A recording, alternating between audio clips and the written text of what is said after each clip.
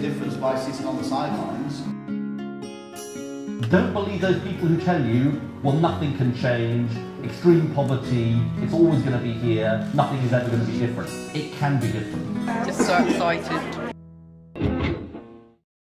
In a couple of minutes, at 5 o'clock, we're going to go up. We're going to go upstairs, and we're going to walk up to Dover House, which is the Deputy Prime Minister's office. And we're going to go for our meeting with Nick Clegg. A big welcome to you all. Thanks for travelling all this way to come and join us, and congratulations on being chosen to be part of it. I don't get to read that until you've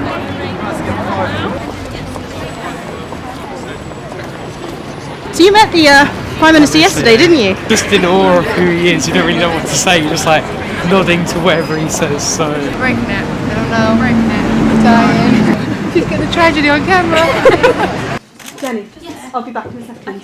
Because everything's meant to look like it's launching tomorrow, 15th, I think, you know, great to grab photos and things, but we'll start tweeting tomorrow morning, if that's all right. Good job you said that. I can see everyone's itching to get going. Summarise in one word how you're feeling right now. Well, I was going to say excited, but everyone's going to say excited. Maybe apprehensive. George thinks he has a better answer. So here we see where the factions have divided between the sofa people and the table people. Oh, no more sofas. Do we know where is he going to sit in this? yeah, so I'm going to sit there. You turned your mobile phones off. Does anyone want to say anything about Action 2015 and the campaign? We could do that until the Deputy Prime Minister comes.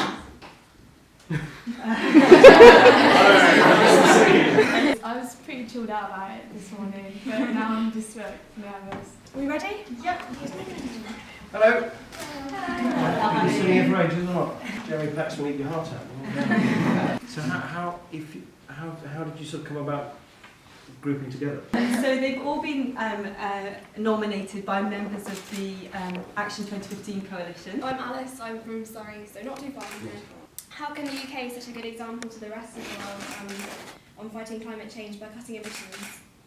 We're leading the world on environmental things, whether it's the creation of the world's first green investment bank or the world's first sort of carbon budgets that we've legislated for. We're one of the only developed countries to have honoured our commitment to devote 0.7% of our national wealth in helping out develop some of the poorest countries in the world. We're investing more money than we've ever have done.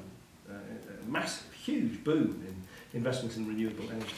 So the campaign's mainly about encouraging the world leaders across the world to make the best decisions possible in the upcoming events in September and December, so that they can really make a change for the future. Because if we do nothing about it, for examples like climate change, if we do nothing about it, then it's only going to get worse. What are the UK's individual targets, and how are you going to measure its progress and kind of share your achievements with the rest of the world? I think one of the great virtues of the Millennium Development Goals is they were simple, they were clear, people could remember them. So I actually think the kind of tough thing for all of us, and it'd be great if you could also kind of, as campaigners, keep our feet to the fire on this, is to try and pick out the ones that are really the most important ones and the ones which are most deliverable. Good, great, well, let's do some photographs. Love to see. So do you mind you two swapping or holding that? You hold the letter a little bit higher. Well, because you can read it. Very good. You notice everyone goes completely silent. Yes. Anyway, look, so where are you going to dinner tonight? Where's the... Oh, not bad. Everyone smile in the background.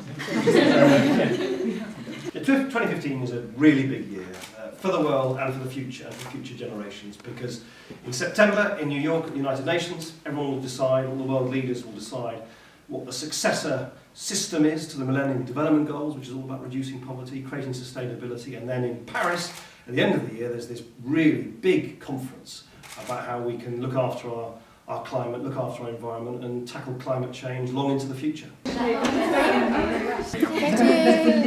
went really well, yeah. I think he's on board with us. I think it's going to be a good year. How he kind of really is passionate about.